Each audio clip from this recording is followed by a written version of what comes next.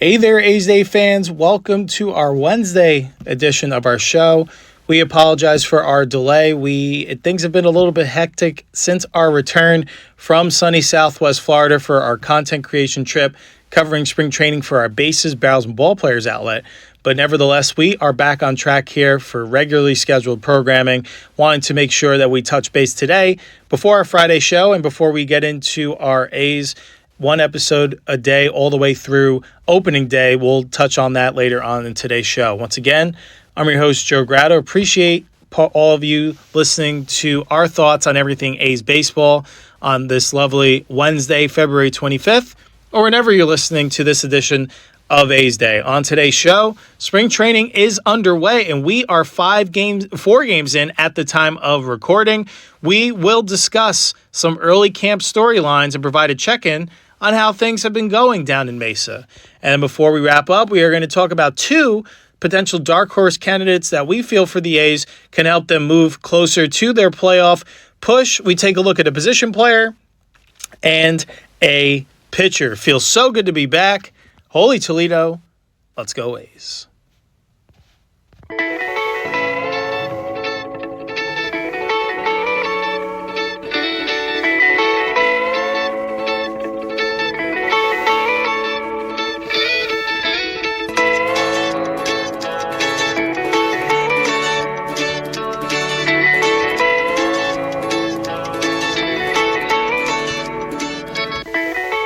All right there, A's Day fans. Thank you again for spending part of your day listening to our thoughts on everything on the green and gold. Before we jump into today's show, just as a friendly reminder as we get back into the swing of things here, that you can continue to listen to us on your favorite audio podcast platforms.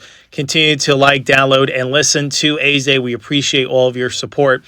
In addition to that, be sure to check out our social media channels on Instagram at A's Day Baseball Podcast, on X, formerly known as Twitter, at A's Day Baseball, and be sure to check out our YouTube channel for video editions of these podcast episodes, as well as A's player interviews and so much more content to come in 2026 and beyond. Check out the A's Day YouTube channel, and to become an official subscriber of A's Day, check us out on Patreon, patreon.com/A's Day for just $2 a month. You'll be entered to win monthly A's Day t-shirts, A's autographed memorabilia, future A's tickets, and so much more as we are able to grow this platform collaboratively. All right, with that, we will jump right in and check in on how things been going down in Mesa.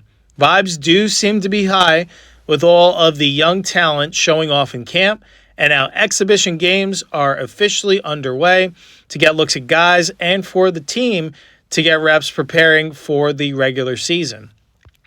When the Foul Territory podcast was in A's camp this past week, they talked to manager Mark Kotze about a number of topics, but the final question of the interview is what stood out. They asked him which player that they haven't talked about at that moment yet is the one that Kotze has his eyes on. His immediate answer was third baseman Max Muncy, and this was his quote. Max Muncy is a talented young player. We drafted him. He was a high school draft pick. He's got electric pop. For us as a team, we're still looking to solidify that third base spot. This kid's got that chance to have an impact here. Projections in some sense were hopeful that he has a Tyler Soderstrom type of projection where Sody scuffled a little bit and then had a decent year, and then when it was this last year that he finally put it all together. That's what we're hoping for from Max. So that's exciting to see that the manager has that much confidence in Max Muncy, who we had the opportunity to interview with. Shout out. It was very nice to speak with and wish him nothing but the best in this open third base competition job that he does seem to have the inside track in. And I do think the manager is absolutely right. I mean, Muncy has all the measurables to be a successful everyday major league player. And I know he is perhaps more accustomed to being an everyday second baseman, but now with Jeff McNeil over there, he's going to be getting the majority of reps, rightfully so, meaning Muncy is going to have to get the majority of his reps over at third base. I feel like he can handle position. He is athletic enough. I do feel like where the area of concern is that they haven't seen yet is getting more consistency offensively. You've seen the flashes of power. You've seen the willingness to go to spray the ball all over the field. Now it's just a matter of being more consistent with it. I mean, they must have seen something in Muncy last year. He had a good camp, good enough to crack the opening day roster last year. He was playing second base up in Seattle against the Mariners. So if he was doing that then, you would think between that time and now, he has progressed significantly. Now, I do know he battled some injuries this past year, but I don't think it's anything that's going to stunt his overall development. I think that's why he played in the Arizona Fall League this year after the season concluded, because he wanted to get more at-bats that he missed during his time missed on the injured list this year. So very smart of him to get a jump on 2026 because he knows how important it is coming in with where the team's direction is, but also his life can change significantly. If he has a good camp here and he earns this job, he is going to be the everyday third baseman for a major league club, and you don't ever want to let go of those because those don't always come around. The situation is right for Muncy, and I think he has every opportunity to win or lose this job. So certainly rooting for a good guy like Max to win this spot without a doubt.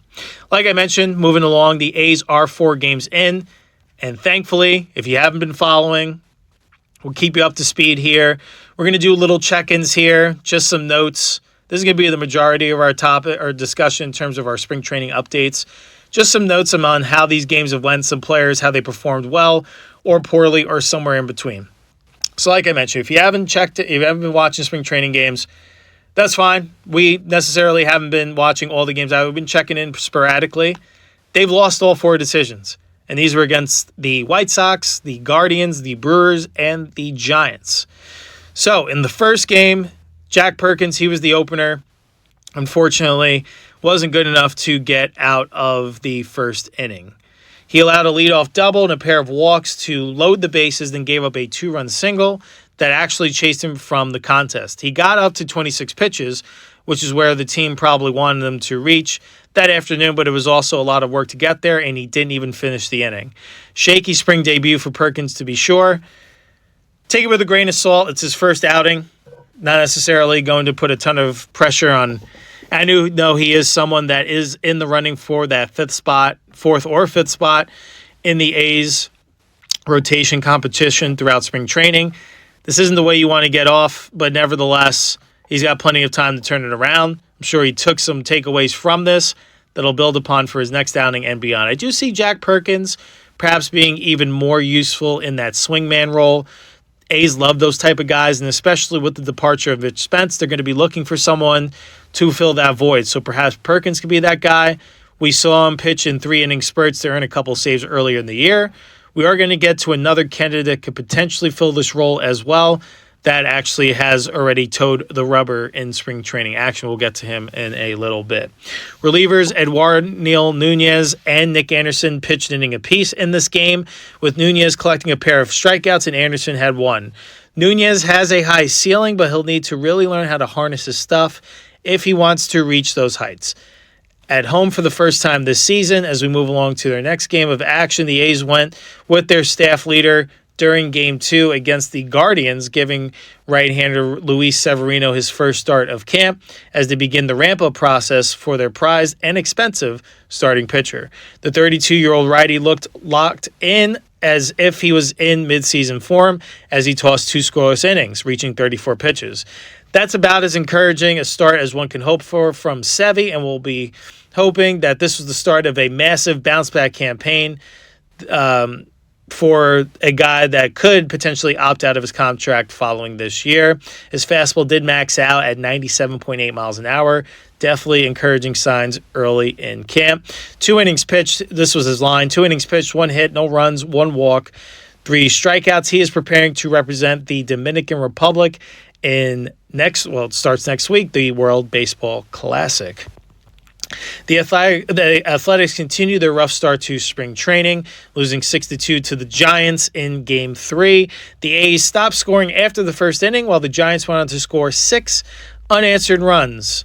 Looking to avoid a 3rd straight loss to begin preseason action, the A's started the game strongly.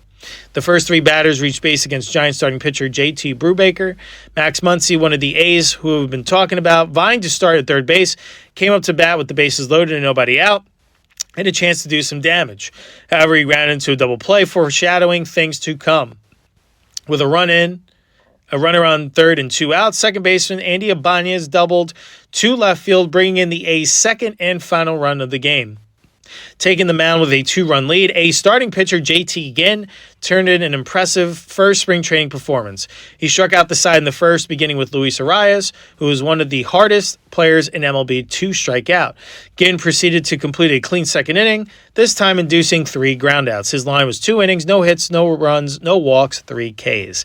He is competing for a rotation spot, but he's the other guy that I wanted to talk about. He could also potentially be that swingman candidate. And I think where Ginn ran into some trouble last year, lots of signs of him getting the ball every 5th day and being a bulldog and competing and giving the team an opportunity to win.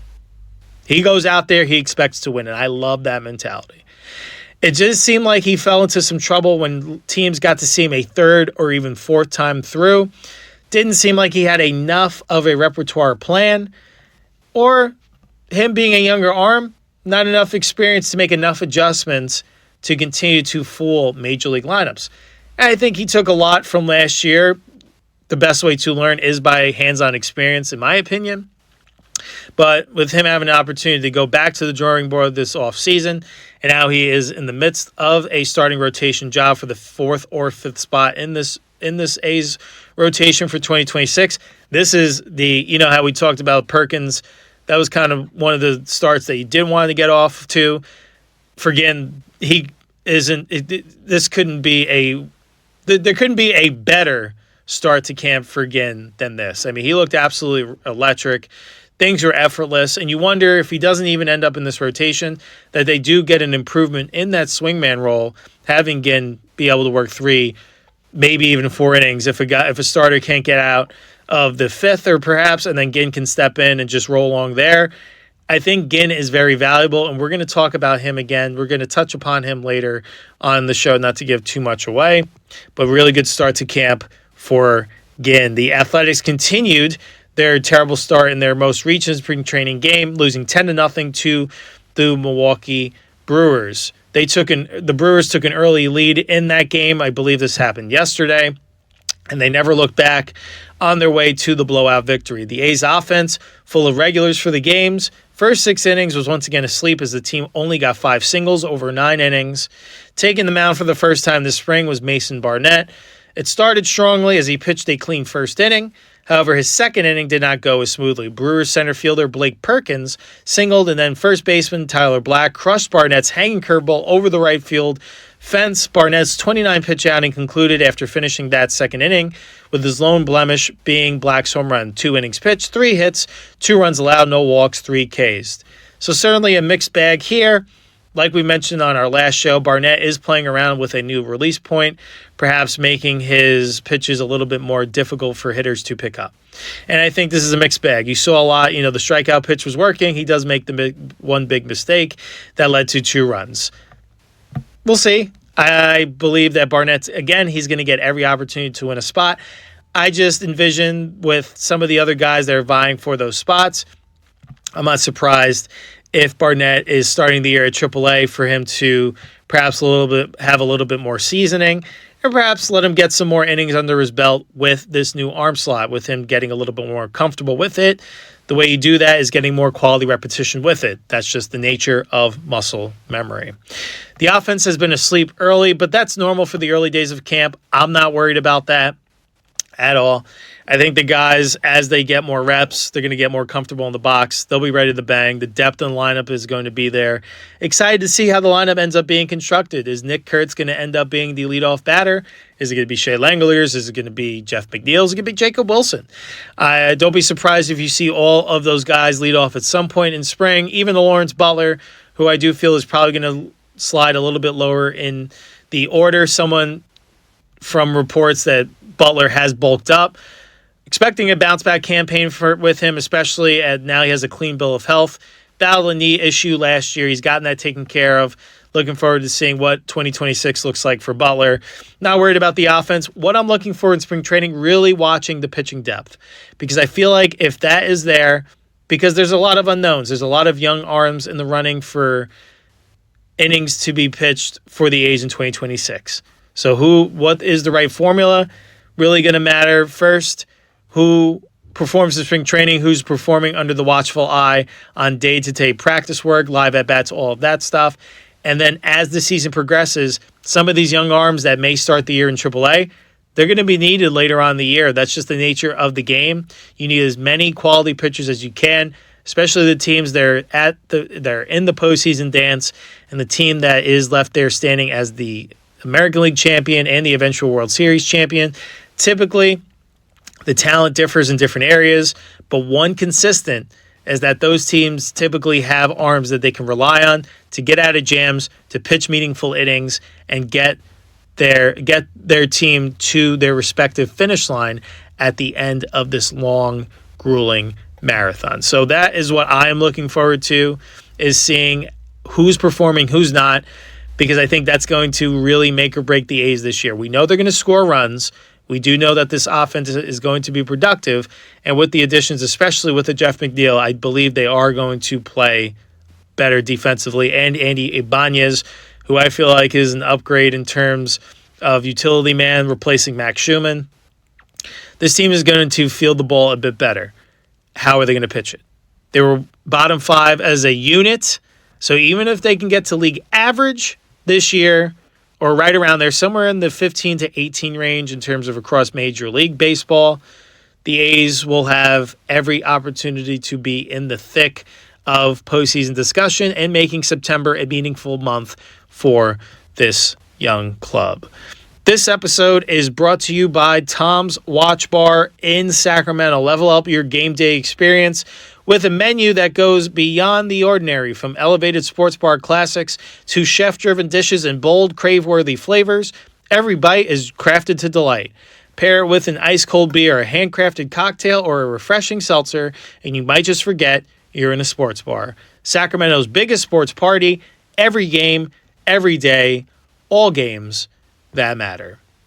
The regular season, as we move along here to our second and final talking point today, we're not going to spend a whole lot of time here because we have already kind of hinted at these two players that we're going to talk about, but nevertheless, want to bring it to your forefront if they aren't on your mind.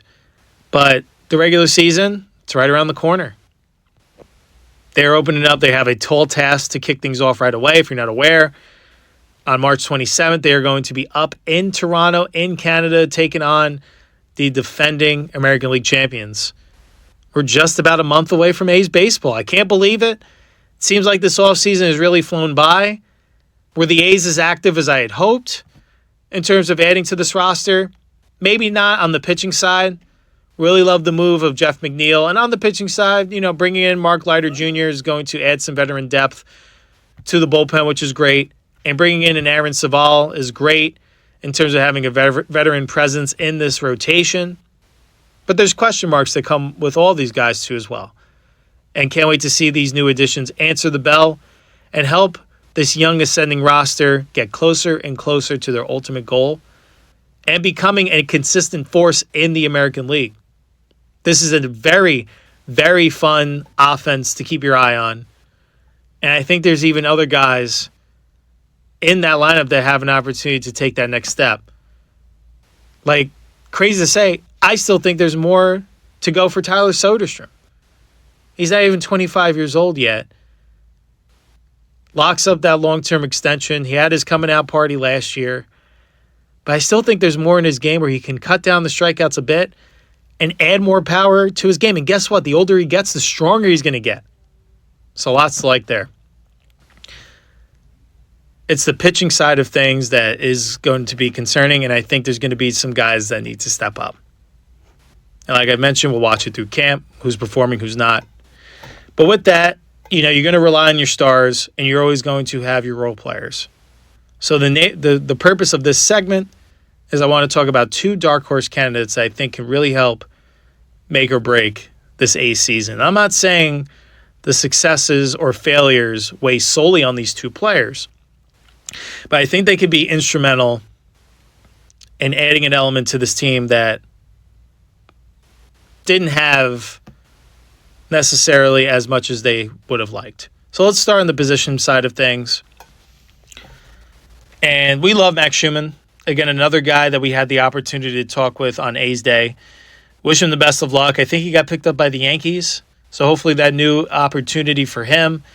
They're a team that's looking to add a utility-type guy, so hopefully Schumann sticks. Always love Shu, and he'll be tied to the Oakland Coliseum history forever, leaving a lasting memory running around with that big green flag. But Andy Ibanez, he's our first dark horse candidate. He's someone that I feel like, aside from, I think Shu's got him beat in foot speed, but I think they're very similar players defensively and offensively. I think Ibanez gives you a big boost. And we were treated to an early impression of it. We did have that 2-out RBI double early in Cactus League action. And I know you take it with a grain of salt, but I think Ibanez is going to give you a better opportunity to have more offensive production to go along with someone that can play all over the field defensively. I mean, typically you'll see him at second, third base. He can step in at first base in the pinch. He can play the corner outfield in the pinch as well. And I think he provides that versatility, but you're getting a little bit more production all across the board. So whether that means Ibanez, we'll see what that mean, how that shakes out in terms of the everyday lineup. Because Ibanez is in the competition to be the team's everyday third baseman. If he outplays Max Muncy, are they going to go with Ibanez at third base? And then where does that leave Max Muncy? Does he fall into that utility role? I think the A's plan does seem to be have Muncy be the everyday third baseman, have Ibanez rove, because he does have more experience doing that, playing at multiple spots, and being able to use him in a more impactful way for this club. Because I do think even if Ibanez isn't every day at one position, you're going to see him up and down this lineup on majority of each week. I do think he is someone that does still, during his time in Detroit, I think lengthened the lineup a little bit. But I do think here, with his experiences mixed in with this young lineup, I do think Ibanez could have a lot to say in being a quality piece on the quote-unquote bench, but someone that we see, 3 out of 5 games every week, whatever the case, however it shakes out, playing it, getting 60% of the team's plate appearances, which is pretty much irregular. With the nature of how guys seem to miss more time these days, I do think there'll be plenty of at-bats for Andy Ibanez without a doubt. And I do think if he continues that uptick in offensive performance paired with his glove work, I do think this is going to be a huge claim that they were able to bring in from the Dodgers. And, let's see what he adds. Let's see how spring goes. Because I do think the best plan of action is, like I mentioned, Muncy being there every day, and then having Ibanez play at third, play at second, play outfield, DH, spelling guys, but also keeping his bat hot, because I do think he can add an element, an improvement and a boost in the overall utility position for this club. And on the pitching side of things, we've already talked about him, but I do think JT Ginn is really going to matter this year. And he's off to a really strong start in spring. And we even saw him go toe-to-toe with some of the big names last year, like Scooble, in terms of when they were facing off head-to-head. And I know that's tough to determine because it's not like those guys are pitching to each other. They're pitching to each other's lineups. But nevertheless, you do know when you're paired up with an ace like that. It seemed like there was a string of run where Ginn was matched up with the opposing team's ace, and he kept the A's right in that ball game, or was perhaps pitching even a little bit better. So Ginn, to me, he is a gamer. He's a grinder, and he's someone that's not going to back down from anyone. And I think that's what we saw for a lot of the time from this A's team as a whole last year, even if the result wasn't always on the most victorious side of things.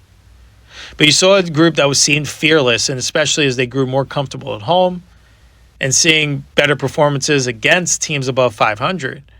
You saw the confidence grow, and Ginn might be one of the most confident guys in that pitching group, if not on this whole team. I feel when he has the ball in his hands, he feels there is no one better. There's no one more suited for this role to give his team the best opportunity to win.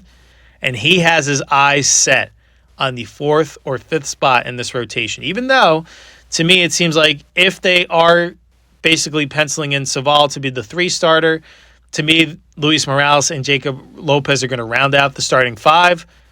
But don't think JT Ginn is going to do everything in his power to make it an impossible decision. If he keeps pitching like this, it's going to be tough to make an argument against maybe making the A's have a 6-man rotation, which isn't out of the realm of possibility. But we'll see. Time will tell. But what I like here is that, like I mentioned earlier in the show, Mitch Spence, he's no longer with the A's. He's now with the Kansas City Royals. The A's love these type of pitchers that can serve, and Osvaldo Bido is also now with the Yankees. The A's love these type of pitchers that can serve multi-purposes. So they can fill in a rotation spot. They can also help be a bridge to the back end of the bullpen, especially if a starter has a tough day, maybe doesn't make it out of the 3rd inning, 4th inning, wherever the case may be. Instead of continuously having to kill your bullpen arms, you can have guys that have starting experience that can take on the brunt if they need to throw 50 pitches over 3, 4, 5, 4 innings, whatever the case may be, and not have to go to those same relievers, those middle relief guys that are typically in 1 inning roles, 2 max. Instead of killing those guys by June, July, now you have these swing starters, swing pitchers that we like to call them, because the A's have made a habit of having these type of guys on the roster. Like I mentioned, Jake Perkins fits that role. But I really do think JT Ginn could be a positive weapon in this role. And he probably doesn't want to hear it because he believes he is a starter. And I do think he has he absolutely has the stuff in the repertoire and the mentality to be an every 5th day guy. But with where this team is at, how the projected rotation is set now, and those guys perform, especially a bounce back from Sevy. Springs is healthy again, pole to pole, who I thought was their most consistent starter in 2025. If Luis Morales takes another step forward, continue to blossom, Jacob Lopez continuing to look like one of the better lefties in the division. If that and Aaron Saval continues his track record of being a reliable starter, if all those moving pieces go right, that's a huge win for the A's, because their pitching performance is going to be monumentally better, taking pressure off the offense to not have to score 7, 8, 9 runs to win a ball game every night. That'll be a nice, refreshing change of pace. So we'll see. But I do think those are going to be our 2 dark horse candidates here. It's going to be on the position player side of things, Andy Ibanez, and we feel on the pitching side of things, it will be JT Ginn. And with that brings us to the close of another edition of A's Day. Again, we appreciate each and every one of you being so patient, waiting for our return as we were creating content for our Bases, Barrels, and Ball Players podcast. Check out our YouTube channel there as well. We've been posting our videos starting today of our time at Baltimore Orioles camp, as well as Twins camp. Some player interactions. There's going to be more from Red Sox camp. Continue, if you are just an avid baseball fan, love the game, check out our platforms there. We got plenty of content already posted, plenty of more to come. Excited about all of that. But for our purposes here, we are very excited to be back behind the mic talking about A's baseball, as we are just about a month away from the real thing getting underway. We will be back for Friday's show as we will discuss any last-minute transactions that may occur. Don't think the A's are going to be adding anything of note at this point as spring training is underway. And then we'll touch upon Jamie Arnold is set. Their first-round pick from this past year's draft is set to make his debut on Friday. And then we'll have a reminder of A's player preview and predictions starting on Monday, March 2nd. That's right, where we're going to be talking about one A's player per day all the way until A's opening day, concluding with a A's team preview episode on the morning of their first game against the Toronto Blue Jays. So exciting to be back in the full swing of things. A's baseball is underway down in Mesa, and the real thing is right around the corner. That's all I have for you today. Once again, I'm your host, Joe Grado. Thank you for your patience. Thank you for your support. We're excited to see what heights this A's team can reach in 2026. Will they be in the postseason? Well, until then, we'll have to be patient and let the boys get right in their preparation down in Arizona. Take care, everyone. Have a great day. Have a great rest of your week. And we'll be back here Friday to kick off your weekend talking A's. Holy Toledo. Let's go A's.